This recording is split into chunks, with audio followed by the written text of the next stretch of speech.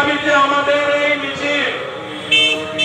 গতকাল আমরা এখানে বীরভূম জেলার প্রতিটি ব্লক, প্রতিটি শহর, শিউড়ি শহরে গতকাল সমস্ত স্তরের কর্মীদের নিয়ে আমরা এখানে হাজির হয়েছিলাম, প্রতিবাদ জানিয়েছিলাম, মিছিল করেছিলাম।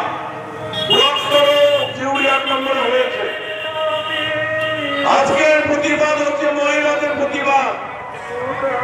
আমরা দেখেছি কিছু কিছু মানুষ এটাকে রাজনৈতিক ইস্যু তৈরি করার চেষ্টা করেছে এবং এই ইস্যুটাকে নিয়ে সারা বাংলায় একটা সন্ত্রাসের রাজ কায়েম করার প্রচেষ্টা চালিয়ে যাচ্ছে এখনো পর্যন্ত।